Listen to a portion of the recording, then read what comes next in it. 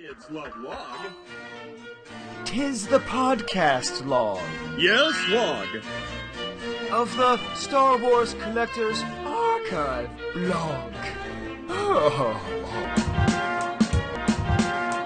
Yes, log.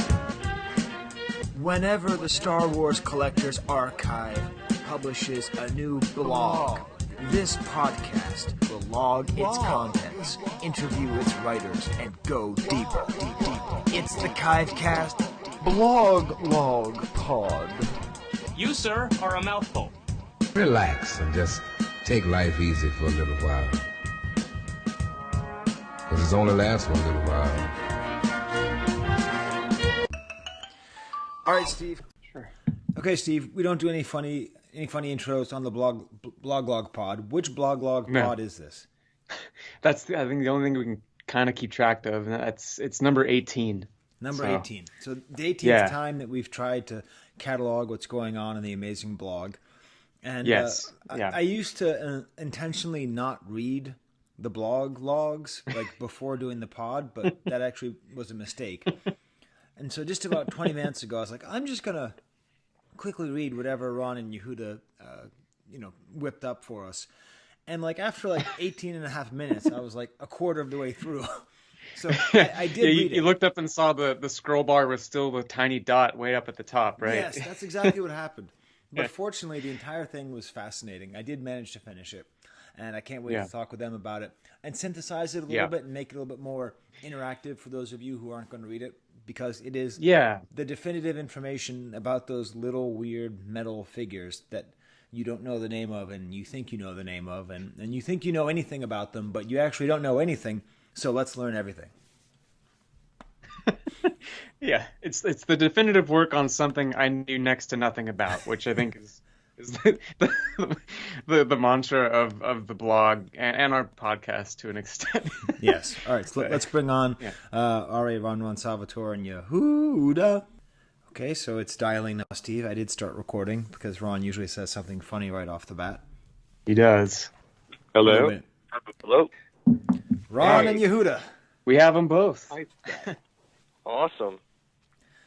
Well, we can tell that you guys are excited to talk all about these heritage miniatures, Ron. I cannot wait for you to just set the story straight about heritage. Anyways, that was all the time we had, so thank you so much for talking about heritage miniatures, Ron. Yeah, I'm glad that was your takeaway from the article. Yeah, I just got through the first part. It said something heritage, and then I just moved on. TLDR. No. Well, I'm being cruel on this, because what Ron really does is this article. Steve, do you have the same problem I do, where you don't want to be the Cliff Notes because you want people to actually read Moby Dick? Right. Yeah. Did you just call me a dick? Actually, I mean I really should call this Don Quixote, because that is the metaphor that you draw up. Yes, actually. In which case, Ron, which one are you? Are you Don Quixote or Sancho Panza? Oh, I think we both combine elements of both characters, Yehuda and I. What do you think, Yehuda? I think Sancho Panza more so. Yeah, I hate to say it, but you like definitely you have that spirit, the good companion and all that, and Ron has the wild-eyed insanity for trying to say everything about these archive miniatures. It is a pretty insane article. But it kind of needed to be written, and Yehuda kept bothering me, reminding me over the years that we had to put all our information together and do the article. So it's a thank you to Yehuda for staying on my case about it. Well, it's really been fun. It's been a fun journey, and we keep rediscovering these little bits and reminding ourselves to put them down before we forget the details. And as it sort of worked its way out over the years, it ended up making a full narrative that made sense. And so it was time to get it out. Yeah, I mean, making sense of the narrative was the big thing, and I guess that's the metaphor applied of the Don Quixote metaphor applies to the article itself, as well as the adventure of Yehuda and I kind of going through this stuff over a period of several years. So. Well, I think I sometimes try to come up with a different structure than your articles, but it doesn't make sense because you already structured it pretty well. So I think we can follow the structure of your article. I started off with the joke of calling these things. So just to make it clear, Steve, because we haven't really described what these things are. So if you've never seen them, they're these little, about what, like maybe 1 inch tall metal, sort of, like metal figures.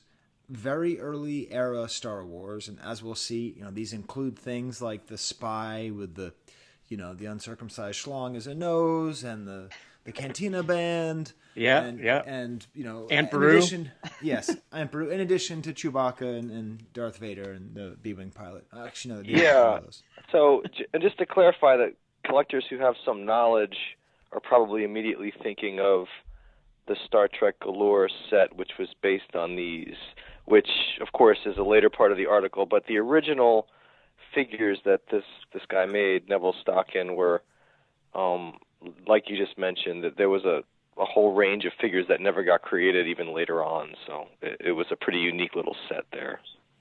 Well, So the complication that you start off with is the fact that they are called heritage miniatures by a lot of people. Like, that's what they call them. So why do they call them heritage miniatures, Ron? Well, I think because at some point someone made a mistake. There was a company named Heritage that did gaming miniatures that was a popular... they were one of the first gaming miniatures company to do licenses. So they did Lord of the Rings, and they also did Star Trek, which I think led to confusion since they were a company known for making licensed miniatures. Someone at some point misattributed these figures to Heritage. That got picked up by the first Star Wars / Star Trek price guide that was published in the 80s, where they listed them as heritage figures. And that kind of led to this error cascade where people called them heritage for years. And at some point, when I first got my set, even though I knew they were sold by this outfit called Star Trek Galore, this is the later figures that were copied off the original ones. Someone had told me, they were sold by Star Trek Galore, but they're actually heritage, and that's what went on the Star Wars Collector's Archive, in the 90s. And since then, everyone's been calling them heritage figures. But heritage, they're alleged to have tried to get a Star Wars license, but they never made Star Wars figures. Although, as Yehuda and I figured out the other night, they did do... they did do a couple of figures that were sort of like... adjacent to Star Wars, there's one that resembles Vader, but they never really did a Star Wars line. Okay. So none of these figures, the original ones that were made by Neville Stockin or the later ones that were sold through Star Trek Galore, had anything to do with Heritage. Now, I did a little bit of research on Heritage. And see, I always assumed that these things were British. Why did I assume they... Is it because that company that made the bracelets and stuff was British? Like, why, or is it just that I associate, miniatures with England? Is there some reason I think of these as British? The only connection I can think of to them being British is they were imported to the UK early on, even in '77, and they were sold through stores directly in the UK. There may even be figures that we haven't found yet with specific UK labels, which I'm looking for. But other than that, no, I think that's just something probably that you came up with on your own. Okay. I don't think that's well known. Okay, so Heritage was out British, of Texas. Toy soldier figures. I don't know if you confused me at that point. Right. I could see that. Yeah, those little, revolutionary... We're not, okay, we'll European war figures. We'll just drop this English thing, and maybe some British person can tell us why do I think these companies were British. But I do think it's interesting that Heritage was out of Texas, but the company that originally made these little tiny figures, and if you've seen them, you've probably seen them unpainted, just kind of metal, and they're all a little bit strange. Like the Chewbacca's a little bit weird and a little bit chunky, and he's got 2 guns and all that. So those were made originally by a company named Archive, by a guy named Neil Stockin, and that's out of Burlingame, California. Is that correct? Almost. Yeah. Neville Stockin. And it's out of Burlingame. And if you want to think about these toys to talk about them visually on an audio podcast, just think of them as D&D game pieces, which is what they were really created for. And they're these 25 millimeter scale pewter type figures. And Neville was unique as an artist where he was making them more detailed than the other companies. He was one of the first companies out there. Archive is one of the earliest companies. And he was making them heavier and more detailed and with whimsy and satire in them. They were very interesting and very popular from the get-go. And he created a whole line initially that he tried to get licensed, which is the initiation of these figures out into the collector's field. They were originally put out there for gamers and for people early in the D&D world. So who was playing these games? Was there a game that went along with these miniatures? Or maybe I'm not a D&D guy. I've never. Oh. Yeah, sure. I mean, D&D really started in 1974, I believe, when the first Dungeon Dragon books came out, and they were looking for different types of adventures and different types of characters to bring into these essentially games that were mostly cerebral and in the mind. And they have characters from cinema, including Frankenstein's monster and Count Dracula, and they had hobbits, and they had Star Trek characters. And when Star Wars came on the scene, they were trying to make new tales and new games for people, and it was really a burgeoning, growing geek field. And so Star Wars fit right into it and became a new chapter. And the characters were just being built for new games that would go out there. There was a game out there that was space-related that was actually in the Star Rovers game that was then later converted into Star Wars in '77 when the movie came out. So there were already science fiction elements in gaming before Star Wars was out there. Okay, so to answer your question, yes. There wasn't out a Star Wars licensed role-play game. So, okay. I mean, but the nature of role-play is that someone could make up a Star Wars game and they could want figures to help them play this game. And so I think that would have been something that was attractive. But I also suspect that a lot of people buying these things were just like, oh, cool. Like, I want to buy these cool Star Wars figures because I like Star Wars, right? So, but they were certainly pitched to a gaming audience. Yeah, and the timing of them, too, is crazy because Neville was already making these, 2 months after the movie had come out? So there were no Star Wars figures around. He was creating these pretty much right as the movie was taking off, which is... Right. Well, he first sold them, he actually told me this on a Facebook chat, that the first venue that he sold them at was the Origins Con in '77, which is in July, right? So that's, 2 months after Star Wars came out. So he would have had to sculpt these things and put them out in a pretty short period of time. So as far as you say in the article that it may be the first Star Wars toys ever made, I'm curious because is the closest thing to that maybe the Arco figures, the Star, what is it, Star Lords, whatever it is. Well, I mean, those are not Star Wars figures. I mean, these are explicitly Star Wars, right? They're not like a knockoff. Right. So, yeah, I mean, as Yehuda and I have found, other gaming companies in the 70s were making miniatures, so there may have been some other, gaming miniatures based on Star Wars explicitly, but certainly 2 months after the movie came out, there just wasn't any other Star Wars figures around. So yeah. So how did he sculpt these? Do we know? Yeah. Do you want me to? Or Yehuda? I think according to what he told the blog, Dear Tony Blair, I mean, I'm pretty sure they were done in clay. He said something about his sculpting knives in clay.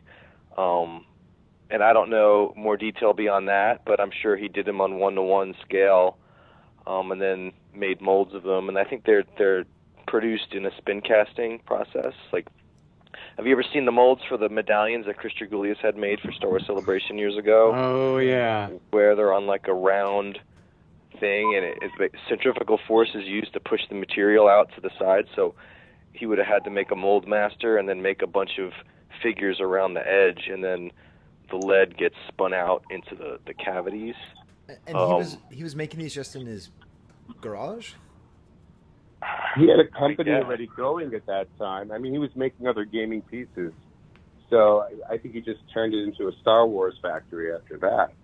I mean, he based on the newspaper article referenced in that in the blog post, by the 70s he was making a lot. I don't know if he had a shop, but it sounded like he was doing them out of his home, and then he was selling them to local hobby shops.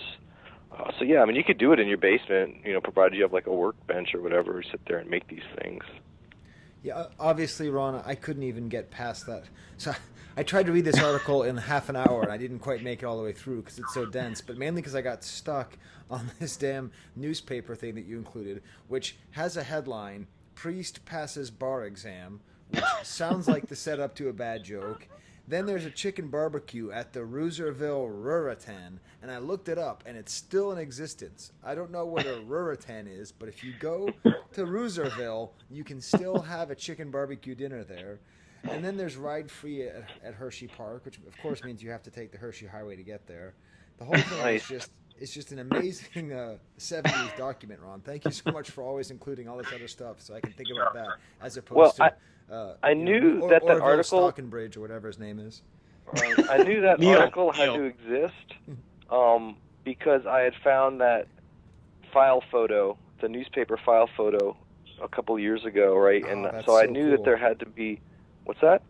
So you found a file photo of Nigel Stockton, and then you paired it with the newspaper.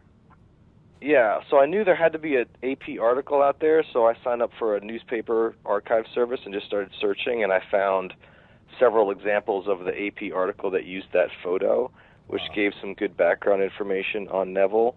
And it also yielded which is my favorite thing, which is what really, like, I had to write the article after finding this, was like I found that San Rafael newspaper that has a little item where he's basically writing to a guy who writes his local gossip column and trying to get in touch with George Lucas so he can get a license to make Star Wars figures. I was like, oh man, I can't believe I found this thing. So that was really awesome. So that's a letter from Stockin to George Lucas through an intermediary. Yeah. Yes. Yeah, he couldn't get Lucasfilm to reply to him, so he sounds like he called up this guy who wrote the Overlook column in the local San Rafael paper and was like, hey, do you know how to get in touch with George Lucas? And the guy was like, no, but I'll do you a favor and I'll post this item in my column and maybe they'll reach out to you. Obviously, they probably never did, but it just shows all the trouble he went to trying to get Lucasfilm to authorize his figures. That probably put them on their radar. That's probably what started the lawsuit. Right. Could have been, yeah. Although I think that article, which actually Yehuda found, there's a graphic feature in the Draft magazine in September of '77, which is a month before. That might have tipped them off. Like, I wouldn't be, if that's a pretty national magazine, like I wouldn't be surprised once those figures ran in that magazine if he got a cease and desist, and then that caused him to try to reach out to try to get a license, because once they're in that magazine, I mean, people would have been pretty aware. But it's hard to know the exact timeline without really getting him to talk about it. It's so quaint and so cute to think of somebody bootlegging Star Wars toys in their basement being like, could Lucasfilm please look at me and also give me money and sign up?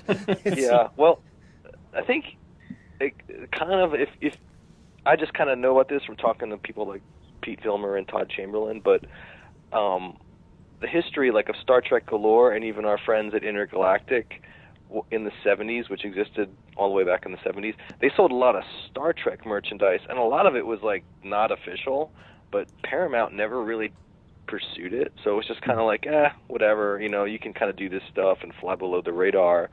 But obviously Fox and Lucasfilm took a more, strict approach, so I think people like Neville probably figured, well, what the heck, people have been doing Star Trek stuff for years and never got in trouble. But they weren't expecting, that the severe outcome from that. And that's the thing that Steve and I have been talking about, really trying to develop more of this theory of the Star Trek, Star Wars overlap, that the Star Trek mentality was so different than what the Star Wars mentality would be, like not just Paramount and Fox, but also fans and everything. But that, even Sansweet, right? Like everybody who was a huge Star Wars fan had also been a big Star Trek fan. You know, like that big division. It was just sort of like, oh, here's another thing that I'm going to love. And just, it is interesting how much it seems like it's kind of a bummer being a Star Wars fan compared to, seems like Star Trek fans have a lot more fun. But yeah, maybe. I don't know.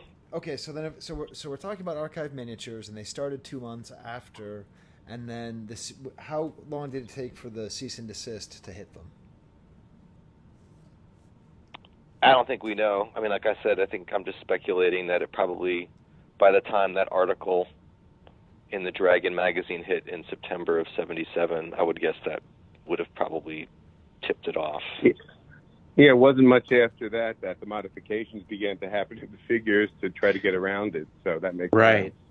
Yeah. Okay, so let's try to like have some kind of clear, like stratification of era. You know, like Jurassic, Triassic, that kind of thing. Yeah, so, that was we'll break it into chapters here. Yeah. Yes. So let's say there's the archive chapter, there's the Star Rover chapter, and there's the Star Trek Galore chapter. Does that sound right? Are those the basic three chapters in this, or 3 volumes in this long tome, Mr. Cervantes?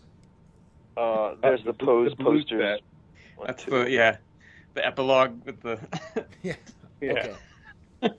So then, remember that both the Star Wars and the Star Rovers are archived, so I guess you'd want to call it Chapter 1 is the Star Wars archive figures, Chapter 2 is the Star Rovers archive figures, and then Chapter 3 and 4 kind of mixed up are the posters and the Star Trek Galore sets.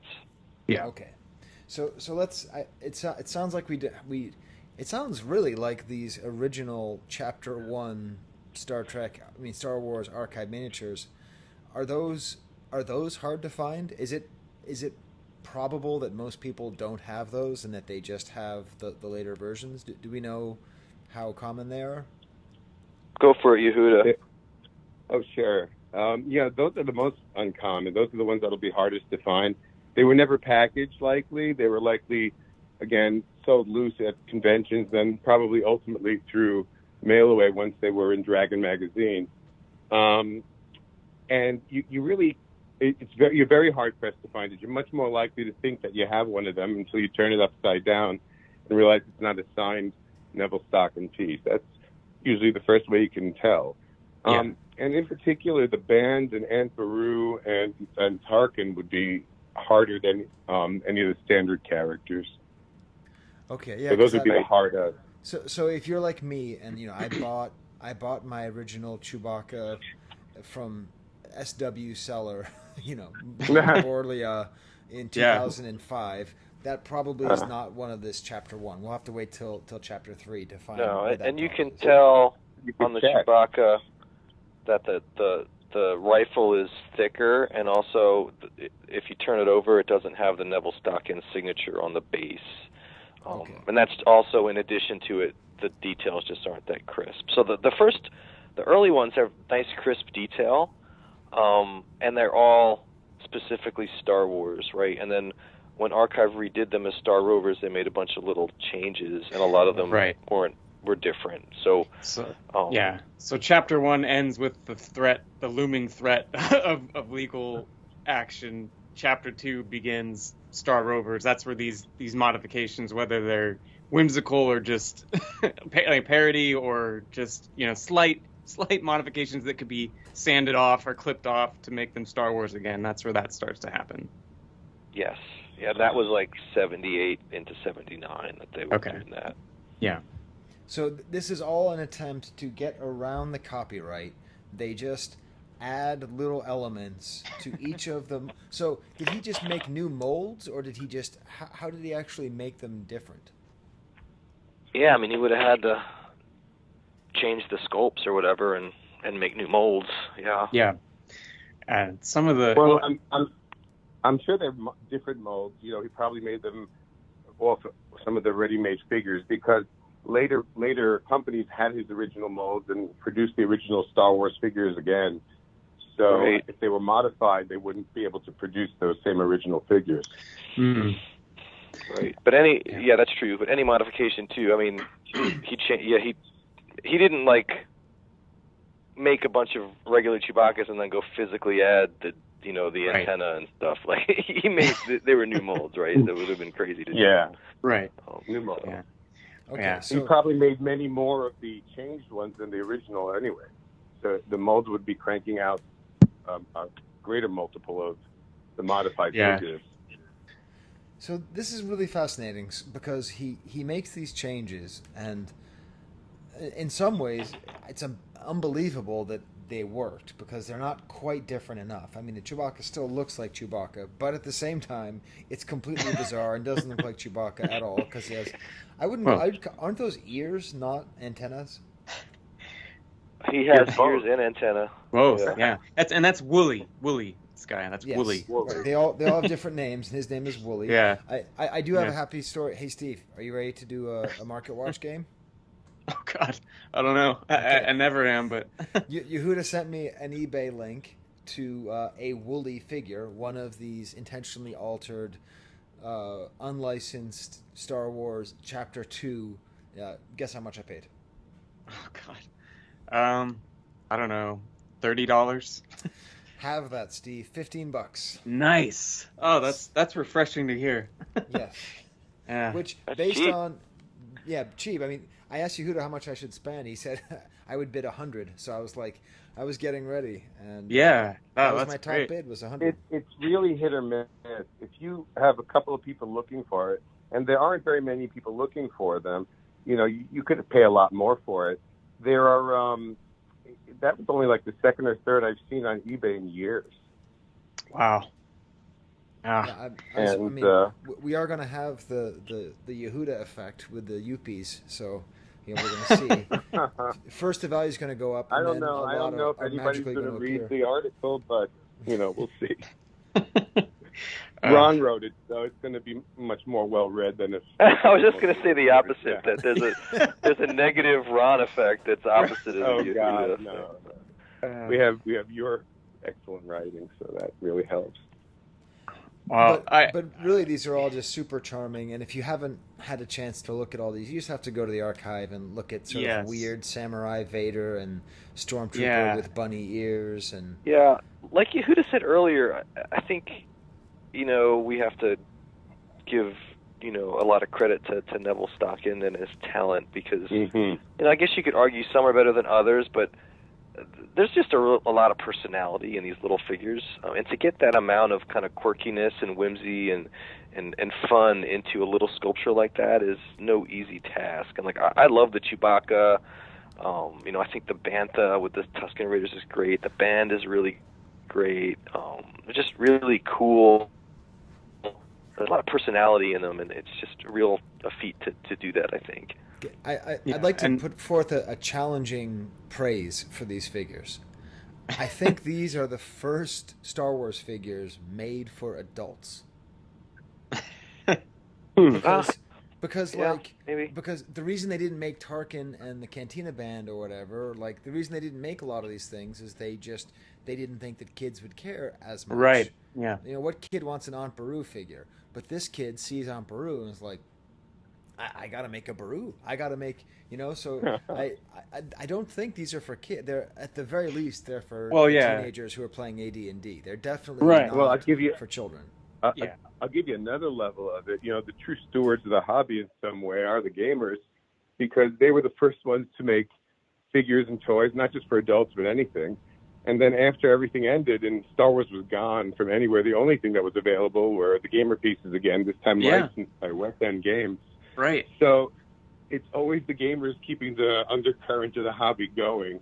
And now that I've spent a lot of time in the community as I've been doing the research on this piece, they have a lot of appreciation for the sculpts of these pieces as well. And so I learned a lot from listening to them too. Yeah, I guess we need to praise role playing.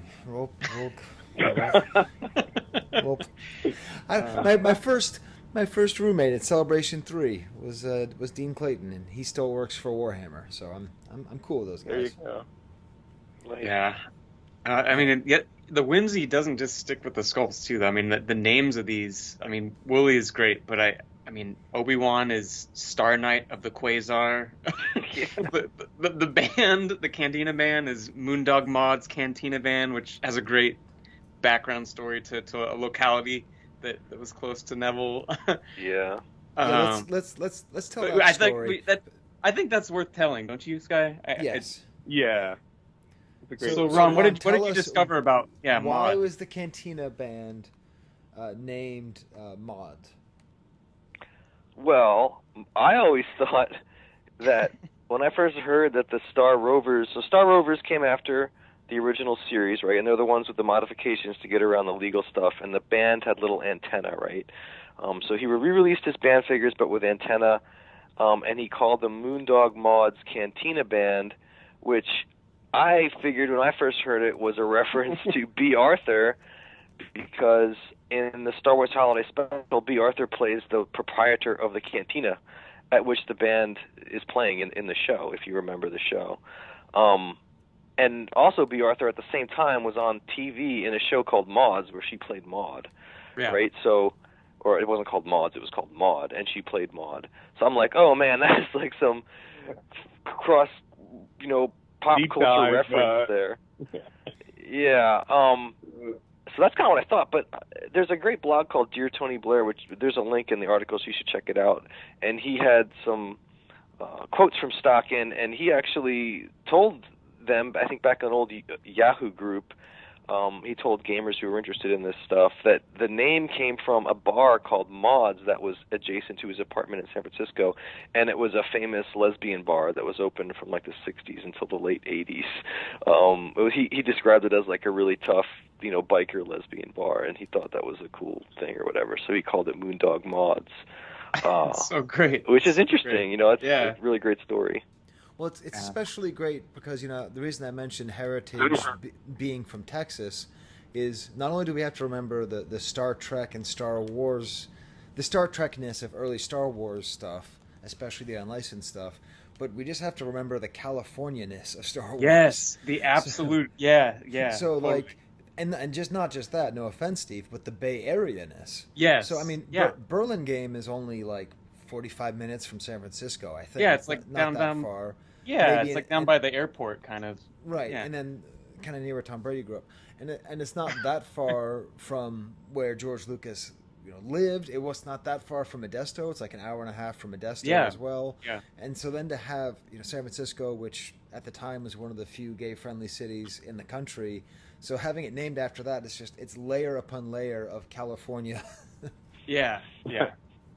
Well, there is a real that Ron included in the article from Mods, where there's also a VW Beetle parked right in front of it. Yes, like such a great photo.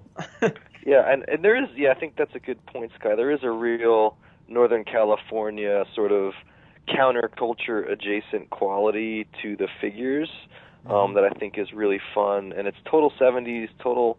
Northern California. It kind of reminds me of the Jim Rump mugs, although Rump, I think he's from Oregon, but still it's kind of got this left coast kind of counterculture, craftsman quality, like the handmade quality of it really comes through in an interesting way. And it's sort of like the hippies got old, and then they were still watching Star Trek reruns, and that was still making them happy. And then Star Wars came out, and then they really connected with it, especially the bar scene, right? And then it all kind of like ties together. Yeah. And I think even on top of that, I think maybe the set that speaks just as much to it is the alien family, which is they took the two aliens, the spy with the big nose, and then the kind of beehive looking alien. And then they had them have a child that's kind of a hybrid of the two. It's so great. Those two figures were not even modified from the original Star Wars Star Rovers line, and their only modification is their offspring. Yes, they have this little weird addition. Yeah. So the Star Rover line is really exciting. It seems like it must be really difficult to track down because there could be so many different small changes. Is that right, Yehuda? Yeah, and it's challenging, but it's not impossible, and it's actually a fun hunt. And you can search for a long time and nothing will come up, and then all of a sudden you'll either in some avenue find pieces. But yeah, it is difficult. Well, it was like Yehuda said, I think the challenge of it has been taken away a little bit. That now that we have that catalog and we put this article out there, that you at least know what's out there. Like a few years ago, Yehuda and I were looking for it and had no idea like what was out there. Like some Tusken Raiders had horns and some didn't, and it's just kind of like flying in the dark. But now I think we have a good grasp of what was released and what followed what. So it's like still hard to find, but at least you kind of know what is what. Some documentation, yeah. Of the Star Rovers. And I mean the image that you have here of this bizarre Lord of the Rings mashup with Star Wars, the Star Fellowship, yeah, the Star Fellowship, and this miniature Chewbacca, like Chewgumma the Fuzzy. That feels like that is just a toy of Steve when he was pretending to be a Wicket. I mean, to be an Ewok. That just really feels like Chewgumma and what was his name again, Steve? Swinga. Yes, Chewgumma the Swinger. Yeah. Well, the weirdest part about that set is that it includes, I think 1, 2, 3, 4, 5, 7 figures, and they all kind of have Star Wars-ish, except the Luke, which is called Leek Skyhibbit, and basically just looks like Frodo. There's nothing Star Wars there. No. I mean, at first I was like, maybe he has a lightsaber, but I was like, no, actually it looks like Sting from the Lord of the Rings. It's just a little sword. I don't understand at all. Wow. Okay, so then, all right. So as I think we're, and again, like if you think that we're talking a lot about this, wait till you read what Ron has written, because it's more entertaining than this. I'm sorry, guys, but I think Ron's writing is more entertaining than this podcast. But you can drive while listening to us talk, and you can't drive while reading.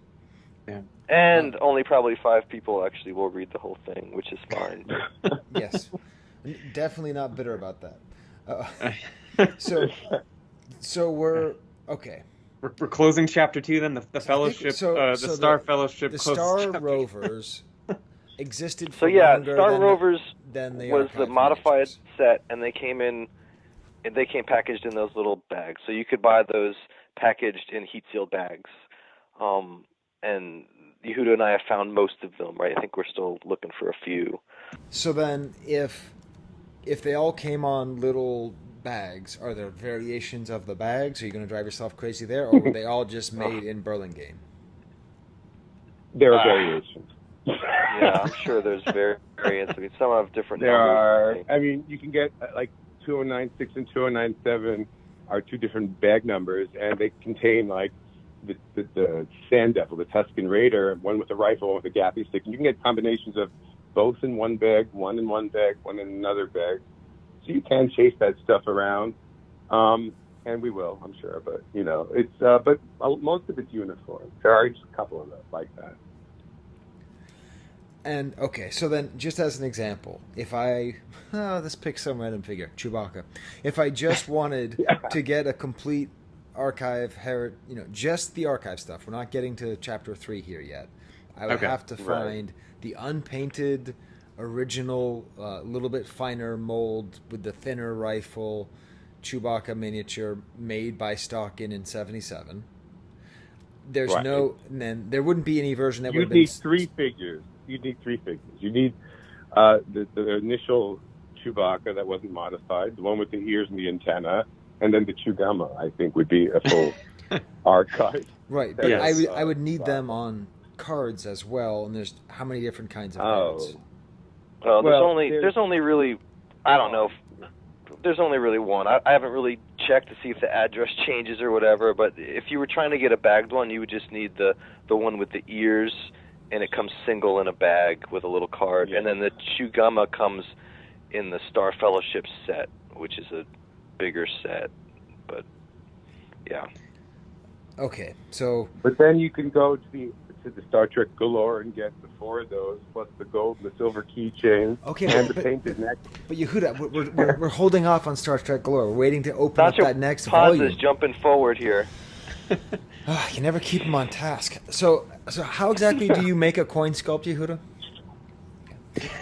You start with a big pile of wax or something. I don't know. You get the obverse of the inverse, which is, of course, concave and convex. At which point... that's for some of our older fans. Okay, so then, Star Rovers stops? Or is Star... Okay, so Star Trek Galore eventually starts making the figures, and most likely, if you have any of these figures, they're made by Star Trek Galore. What is the cusp? What is the intersection between Star Trek Galore and Star Rovers? Is there overlap? Well, I think Yehuda and I were talking about this the other day, and I think it's a good chance that I mentioned this in the article that Pose Posters actually made their set first, and that was similar to Star Trek Galore. But I think they did it before or as Star Rovers was just getting started, so that their copies were made of the original stock-in figures, so the ones without the bizarre modifications. So, and that was in '78, so it was not that long after Stock-in made those original figures. And so basically someone bought a range of the Stock-in figures, not all of them, but a range of them, made new molds, and then started making lower quality reproductions and selling them through mail order catalogs. That's kind of what happened, and it was in '78. Wow, so then they were being sold concurrently. So, first of all, the reason why I don't say Neville correctly is because he spells his own first name wrong. There's only one L in Neville. That's not my fault. Well, and his last name name is... footnote, you'd see that there was a guy with the precise name with the same spelling in the '30s who wrote a very well-known book on stamps, so it must be a legit name. I did read that wrong, but I don't want to get lost in the weeds more than we are. So Norbit... That's actually one of my favorite parts of the article. I'm sad you put it as a footnote. It was initially the text. So Norbit Stockingfoot... Well, okay, so Stock-in... was afraid of getting sued, so he just makes the weirdness, and then at the exact same time, you want to talk about geographical stereotypes, Steve? Who's going to be the outlaws who's just going to say, I don't care what, they're about to get sued for making these things, so we'll steal from them, and then we'll make them, because what are they going to do, sue us for making what they were about to get sued for? It's a perfect crime. There's a second layer that left separation. Yeah. You can't sue us. It's not our fault that someone else stole it. I robbed the thieves. Okay, so their versions are so crappy they don't even look like Star Wars characters anymore, so I don't even know if it matters.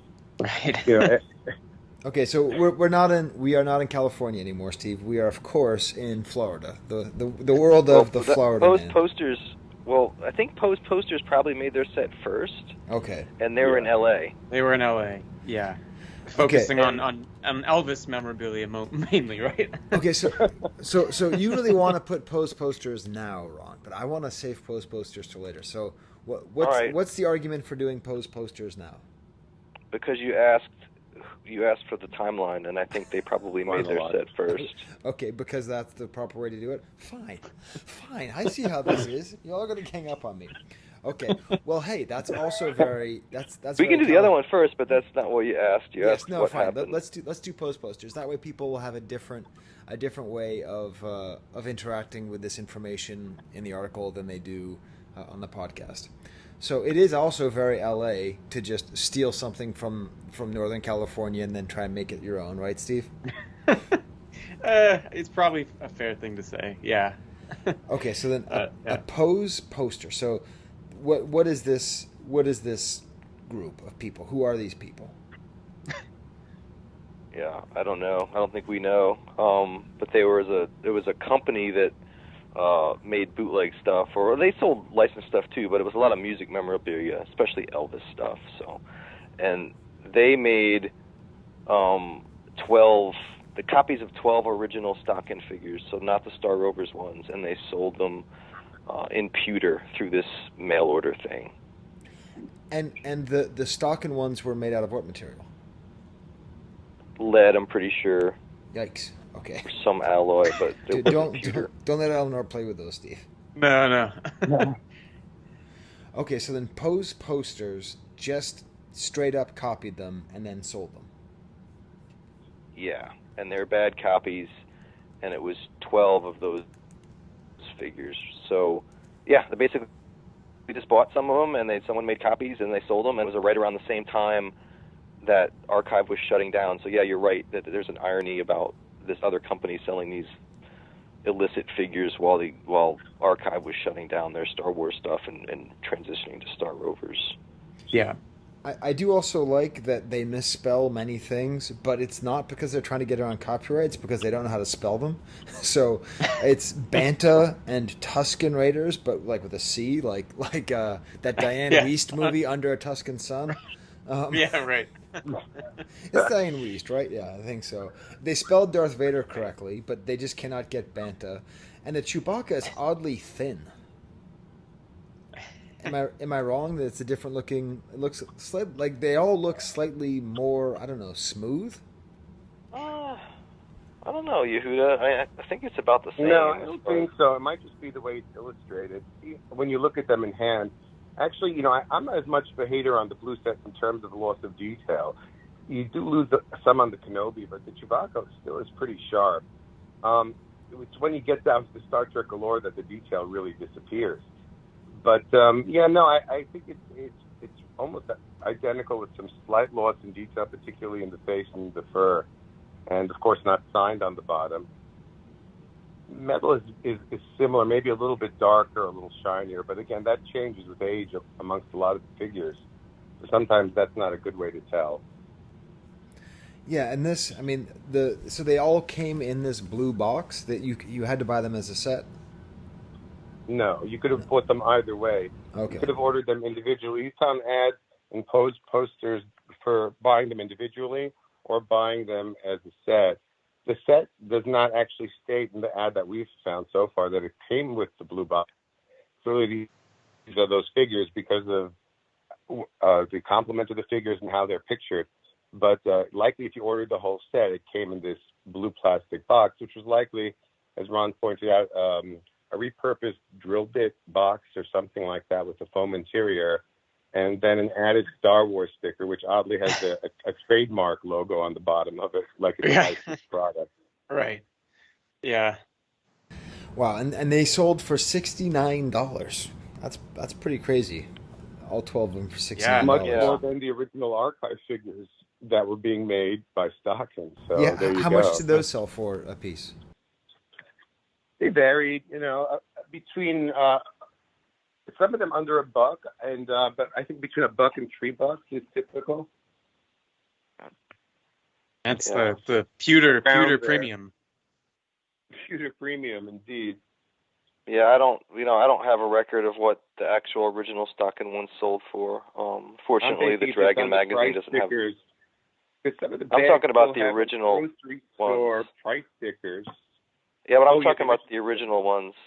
I don't. Yeah, the Dragon magazine doesn't have prices on it. Yeah, but it wasn't $69 for 12. No. I'm assuming they were the same price as the ones he was selling later, or comparable.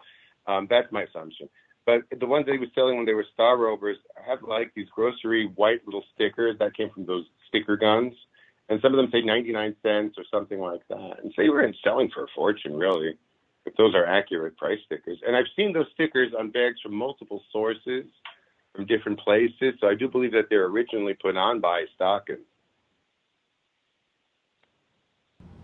Okay, so I'm trying to figure this all out here because we are too.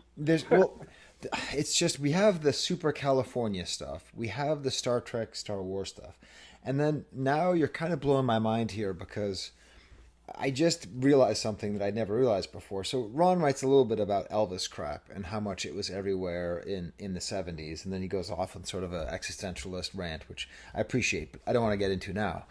But Elvis died in 1977, right? And if you're like me and you were born in 77, you'd think that a little bit of his spirit passed into you. But so really, there is. This is all becoming so clear now. Yes.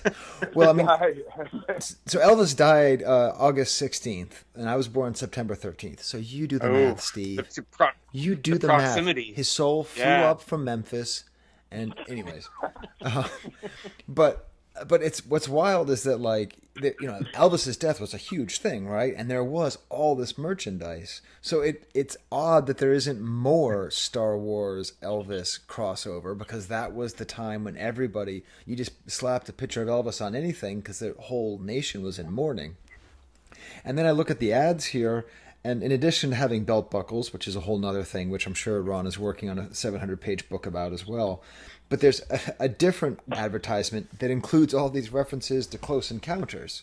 So there's a Devil's Tower bumper sticker and a Have You Had an Encounter Lately? So that helps us to place these things in later 77, because Close Encounters didn't come out until August 14th, 1977, which means that in the span of 2 days... Okay. Within the span of 2 days, you got Close Encounters and lost Elvis. I'm just saying. And then a month later, I arrived. Didn't Bing Crosby die around the same time? Maybe Bing Crosby's spirit passed into you. Because when I look at these magazines, I'm always looking for crossovers to find articles from that time. I'll always do searches with Elvis and Bing Crosby and Star Wars and Beatles. And sometimes you get these wacky catalogs that would sell all this junk together. But the more I think about it, I think it's common to see that combination of Elvis and Star Wars in a lot of the magazines from that time, because those were just two big happenings: his death and the premiere of the movie. Well, I think that'd be an interesting side focus to have all the Elvis, all the times where Elvis and Star Wars was in the same place in 1977. All right, well, you guys wanted to go to Post Posters, so you should have known you were going to get that with me. Yeah, I mean, there is quite a bit of Elvis crossover. If you look at the Post Posters inventory and the whole catalog, it's all Beatles and Elvis stuff for the most part. That's the biggest stuff. So it's mostly music stuff. And yeah, because he had died the previous year, there was a lot of just mementos of Elvis. And just as a side note, have any of you guys ever been in a house where somebody has dedicated every single space to Elvis? Yeah. I've been in houses that have Elvis stuff. It was years ago. Like, I haven't seen it in a long time. Not every single space. But it is really weird. I mean, I know Star Wars stuff is weird, but it's just like, man, he's just like a guy, No, there were people. I don't know if people listening to this are younger and don't realize it, but there, like I mentioned in the article, there were people in like the 70s and 80s who just they collect Elvis the way Duncan Jenkins collects Star Wars. I mean, it just has like busts and paintings and all sorts of stuff. Well, people still do that with the Beatles and with a lot of other things. Just Elvis seems to have not continued on in terms of collectability. But yeah, Elvis was his own thing, man. There was just it was like a whole joke you could make in 1985 of people having Elvis stuff, and that's just kind of, I don't know if there's people out there like that who really have stuff like that anymore. And just while we're on another side tangent, I know we're trying not to get too largan, Steve, but the other thing is, I'm going to sound like Jerry Seinfeld, what's the deal with I Love Lucy? When was the last human being who cared about I Love Lucy died? I think 2004, the last I Love Lucy fan died. Yet every time you go to any flea market or antique or anything, there is I Love Lucy as far as you can look. Am I wrong about that? Have you ever known anybody who loves I Love Lucy? Yeah, Lucille Ball was another one. Yeah, another big celebrity that people really collected stuff from. But yeah, it seems seems like part of the past now. Than Elvis. I mean, they just made a movie about her, and she still has relevance. People do still collect her, not to the extent that they ever did when she was popular culture, because that generation has passed. But Star Wars has the unique thing that it passes from generation to generation, so it keeps reinventing itself, whereas a lot of things don't, like The Wizard of Oz or like Elvis. But Beatles keep going. So it's different for each franchise. It's not always the same thing. Okay, well, we've delayed enough, Steve. Now do we get to talk about Star Trek Galore? Should we open Chapter 3 in Florida? Is Star Trek Galore kind of a play on the James Bond villain Pussy Galore? Well, I don't know. I don't know. And also to imply that they had a lot of Star Trek. Also, another question for you, Ron. In here, you talk about the Cantina Band. and then you mention that they just ooze personality. Are you making a joke on the fact that the style of music that they play is called jizz? No, I had no idea it was called jizz. Is that true? Yes. They're called jizz whalers. That if you look it up on Wikipedia, the Cantina Band. I'm not joking. It's spelled J-I-Z-Z. No. It's Sky is not joking. It's not jazz. I do love that we were the ones to break that to you, Ron. I feel special. Yeah, it's now that you mentioned jizz whalers, it seems like I've heard it, but no, I that's not something I remembered. Okay, because you were writing really nicely all about the Cantina. You go, they just ooze personality. I was like, those jizz whalers just ooze personality. Okay, good. I've asked the important questions. Plus, that's just garbage. Like, I don't believe that. Who made that up? Some West End Games guy in like 1991? Well, we're talking about the like role-playing game, Ron. We now have to love role-playing games. Some dorko made that up, but nobody who just watches the movie knows that they're called the Jizz Whalers. Give me a break. Roy Donk. All right. Okay, so at the same time, poor Neil Stockin ends up making these figures, and then he gets sued, and so he starts making these wonky fake figures. Someone in LA steals his mold and bootlegs him, and then somebody in Florida steals his mold and bootlegs him on a scale that dwarfs his original output. We now finally get that way. Yeah. It seems like the Star Trek Allure set was probably copied off of the Pose set, but then they dropped the Bantha because they dropped the Bantha without the saddle because the Pose set has two Banthas, and then they added several figures that were missing from the Pose set. That's what it seems like. And Yehuda was playing around with his figures the other day. He likes to do that, and he found it seemed to him when he was examining them that the Star Trek Allure set has similarities in terms of how the weapons are positioned to the Pose set, and it looks like it's a little bit lesser quality. So it seems like they may have been molded off the Pose set. The gaffy sticks on the Tusken Raiders have rotational deformity on the blue set that is also found on the Star Trek Allure set. It's the same dents and errors. And when you see stuff like that, you know they're from the same lineage. And the question is, did they come from the same creator or using the same molds or from either the same related? Yeah, either the same person was responsible and they just made new molds or something for the Star Trek Allure ones, or someone in Florida bought a Pose set and then was like, and then they made their own molds and then they popped out another set and they added extra figures to it. And because of the better quality of the Pose set, I really think the Star Trek Allure set is just another bootlegger who got a Pose set and just went with that. Archive sets were not as easy to find as Pose sets at that point, I'm sure. So it's a copy of a copy of a copy. It's a real multiplicity I want pizza thing. That's where we are here. This is a third generation. Like Polish bootlegs have generations, Right. Like Polish bootlegs have generations, first, second, third. This is similar to that. These are American bootlegs. And they just have a different generation as they're put through different molds. But it seems that's the theory anyway, that the Star Trek Allure set came last. That it came last? Although it would have been right at the same time. We're talking about not years difference. It'd been like, okay, one was done in early '78 and one in mid '78. Like there was a big gap. Yeah, this is happening in 1 year, all three of them. So this is all happening very quickly. Yeah. I guess they thought they'd fly under the radar, and be able to get enough out there to make a profit before they get in trouble legally. Sort of like Cloud City. So they made them, but they did things that were different, right? So they cast them in gold plated, and they also painted them. So you could buy them in several different finishes, right? You could get painted, nickel plated, gold plated, or just regular, unpainted.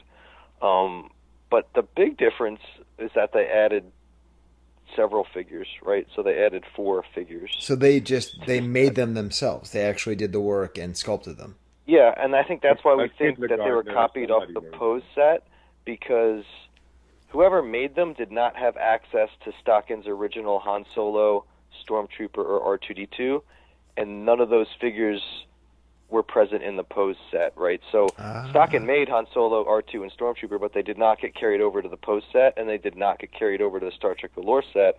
So someone at Star Trek Galore looked at it and said, well, this set's missing main characters, and so they went and they made their own figures. So it's actually Han, R2, C-3PO, and Stormtrooper.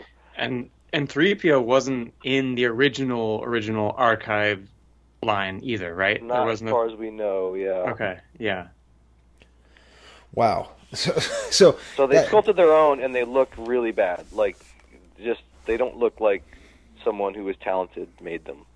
Just look really bad. No, they don't. But crucially, we have Sky here.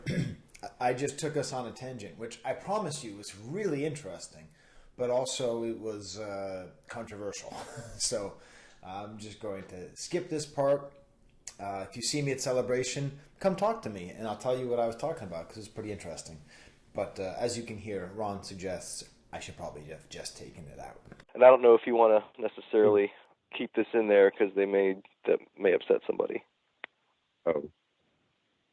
If you're talking about legal stuff, and I don't know if they want you talking about that, Sky, if they're going to harass you about it. Oh, yeah. Well, you know what? You're right, because actually I got it wrong anyways. Cause... In all seriousness, Vilmer and Todd insist that... Redacted. But I don't know if it's true or not, and you probably don't want to talk about legal crap right. on your... Okay. All right. In that case, I'll have to... One second. Steve. Yeah. There's a whole bit I just cut out right there. Yeah.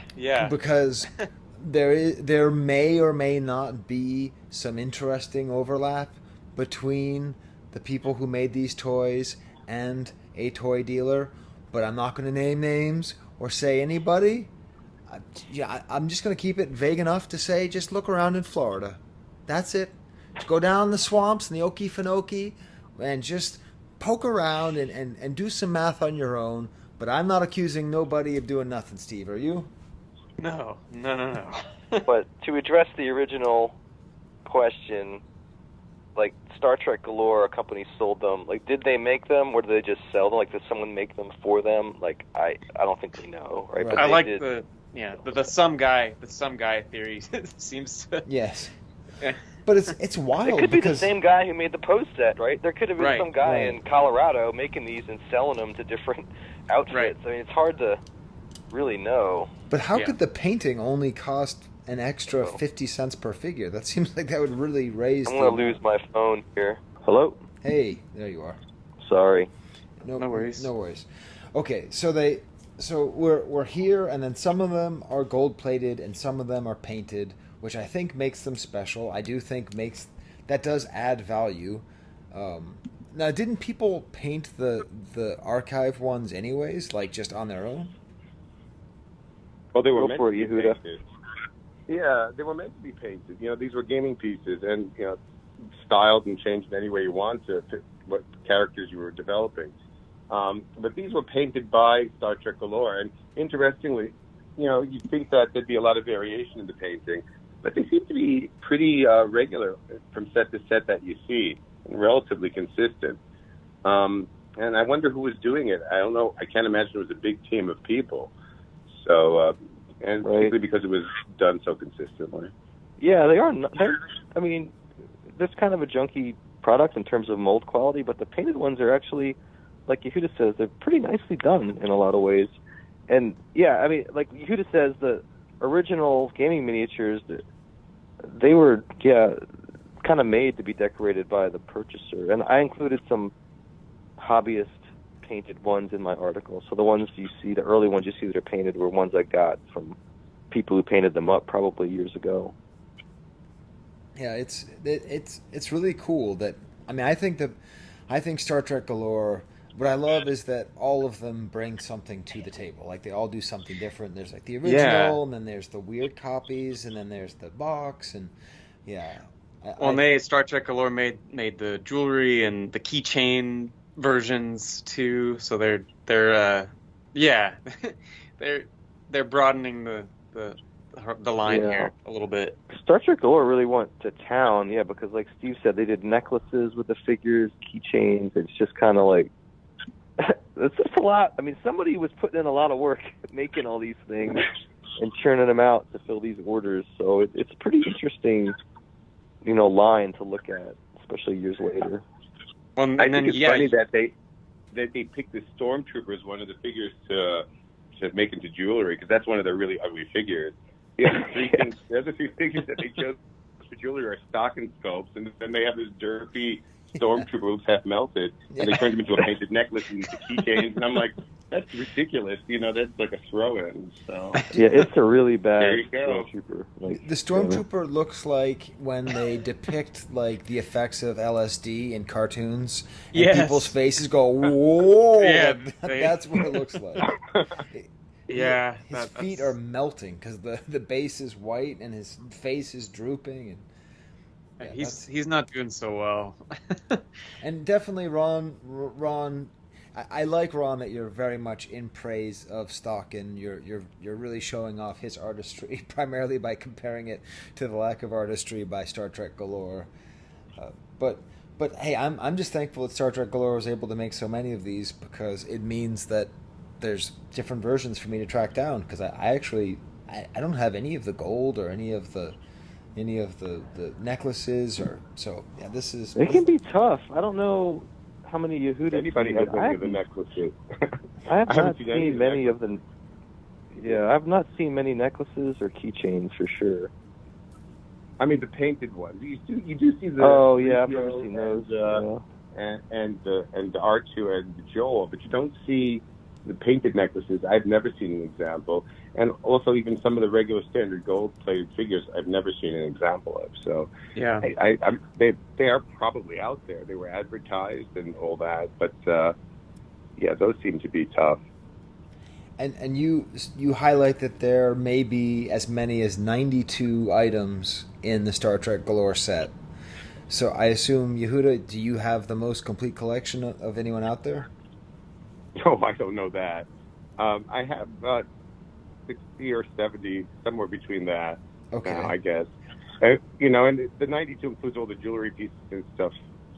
What I'm really lacking is like the gold figures and a few of the jewelry pieces, because those, and a lot of them still haven't had a known example to exist or have survived yet. Likely to survive is the big question. I bet they all existed.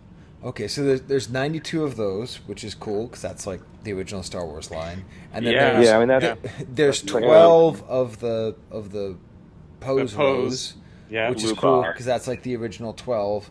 And so how many total pieces are there in the Stockin line? Well, there's 27 in the original Star Wars line. Then there's, I think, correct me if I'm wrong, Ron, 36 or 37 in... 37, I believe, in the Star Rovers line. Yeah, I have there's 37. Also 4-figure overlap there that were the same. So really like 33 unique Star Rover figures. So 33 plus 27 gives a nice round number of 60. Well, I had 37 unique in the Star Rovers is what I had when I counted. Is that including the alien and the spy and Greedo and... yeah. The same? Oh, okay. So but I had them counted only once. Gotcha. But do you have them counted in Star Wars and Star Rovers? Because if you're adding them to unique figures, if you're not, that's true. It's going to be an overlap.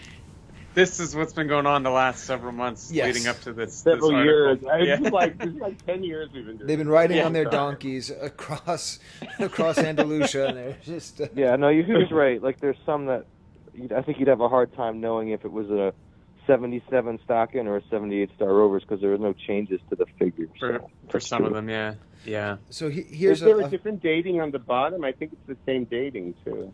I've seen ones that say 77 and 78, but I haven't really done a scientific survey, so I can't say for sure. So here's a question: what is the most you've ever spent on any of these items? Oh. I bought a whole set at a time. So if you count that like a Star Trek Galore set of 17, sometimes I've spent like $300 on all 17 figures.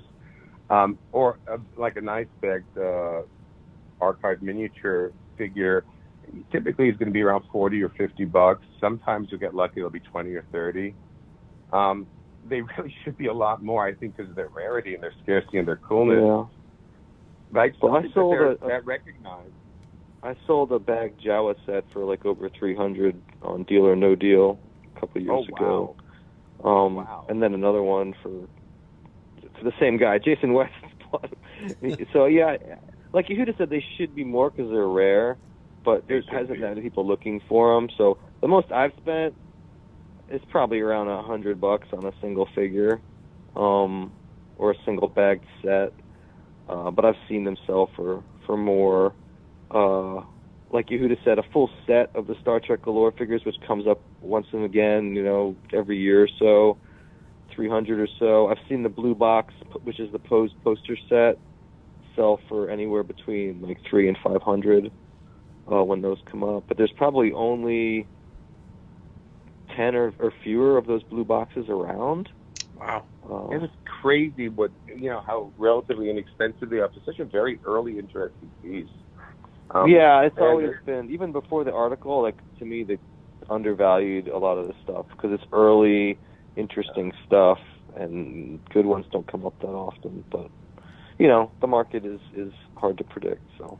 I do think there's a general reluctance to love this early stuff. And I know that sounds weird, but I mean, like Rumpf and Heritage, these two, not Heritage, Jesus Christ, I wasn't even trying to piss you off. Rumpf and Archive, are so Funkadunk California that, that they just don't have that Star Wars sheen to them. They don't have the double racetrack and the black. I think and the the Rumpf cool mugs are underrated. I bought a set. Yes. I didn't have a boxed set, and I bought a set of the three, like boxed with the tags, like $100 a piece, and that was 2 years ago. I'm like, this is cheap. Like, these should be several $100s a piece. But people. And they are a beautiful licensed piece too. They're terribly undervalued. Sigma pieces go for much more than Rumpf, which is always weird to me. Mm-hmm. Yeah. Mm-hmm. It's weird. I think there's a bias. There really is a bias against this 77. I don't know. It seems like Star Wars collectors are really getting interested in Star Wars collectibles starting in 78. But I don't know. Yeah, it's hard to know. I know Pete Vilmer's been focusing for years since I've known him, which is decades. He's always been looking for early 70s stuff, like unlicensed or licensed, just oddball stuff. And you'd think that more people would be into it, but it's hard to tell what people are going to collect. It hasn't come into its own yet. It probably just needs more time, and it'll probably come around. Well, certainly with an article like this, I would say, yeah. I really, really appreciate your guys' work on this. Really, it's a true service, and you started off the whole article, Ron, by basically apologizing for having everyone call them Heritage, which, of course, everything you said in 1994 is logged forever, and anything you've said since 2000 will be impossible to convince people. But still, pretty much, we're gonna try. We're gonna try. Hopefully, they'll people enjoy. I just try to make these things fun to read for those who take the time. So hopefully, they had as much fun reading it as Yehuda and I have had. Trying to piece out all of this information over the years. Yes, and it's worth reading. I'm going to give you a little Easter egg, everybody. Find the way that Ron describes the ugly Han Solo sculpt. It is some of his funniest. It's not as funny as Space Force Thomas Jefferson, but it is very good. So I highly suggest you track that down. Yeah, well, at least I know you read it. There's proof that you actually read it this time. Yes. It's my new policy, Ron. I now read all of them before I start talking about them. Okay. Well, this one was super long, but it kind of needed to be. Like, it was just a long time gestating, and Yehuda and I have talked about it for a while. And like I said, I found those newspaper references to our friend Neville, and I was like, man, it has to get done. And Yehuda kept bugging me about it, so finally put our heads together and cranked it out. And I'm telling you, Ron, you put this in like a 20-page book and sell it for $5. I'd buy 10 copies. take the world by storm. We don't want to make money. That's true. I was thinking, but Ron needs a Patreon. Like, we need to find a way just to send Ron money to thank him. Like, that's we'll see. But did you know Ron, that Steve supports me on Patreon? Do you understand how obscene that is? Steve sends me money every month for Patreon, so I would send you money. That actually makes me want to physically barf right now. But I knew it would. But it also, I think, just the articles, like kind of the virtue, not just from writing about stuff, but also just collecting, and just the virtue of patience. Because, like, Yehuda and I could have tried to put something down about this 5 years ago, but it wouldn't have been as good because we didn't have information. So, like, the longer you wait and put together all your resources and start to figure out what actually happened, the better your results will be, even if it's just from a collecting perspective. Because collecting is, it's a lot about knowledge, right? I mean, just being a good collector is knowing your stuff. And it certainly took us a long time to really to know all this stuff. Yeah. Yeah, a really cool journey too. And we're still learning more stuff, which is wild. We didn't actually say, well, we're done now, it's time to write it. We said, okay, enough, I think we have to at some point write it because there's enough of a mass here. Yeah, we've made new discoveries even this week and last. So yeah, I think we got most of it. As far as the Neville Stockton story goes, it's pretty good. But yeah, there's always, who knows? There'll be more stuff that comes up. Wrinkles. I do think it was pretty comprehensive on Neville's story, and we're just finding these other companies like Dragon Miniatures, McEwen Miniatures, and even really Heritage that did make some Star Wars figures in that same 77, 78 time frame, or 79. So there's a lot more undiscovered with the miniature world. And so it's a little bit more to look at. Yeah, that's true. And maybe Yehuda will have to tackle an article on that other stuff. But, this article, I guess we should say, was specifically about Neville Stockton's figures and the later iterations that were copied. Like Yehuda mentions, gaming miniatures, there's more work to be done in that field. Other companies, other sculptors. So there are other things out there, but that's for another day, I guess. Other veins of research. Yeah. Well, here's to Neville and his crazy chops. We'll never forget you, Norton.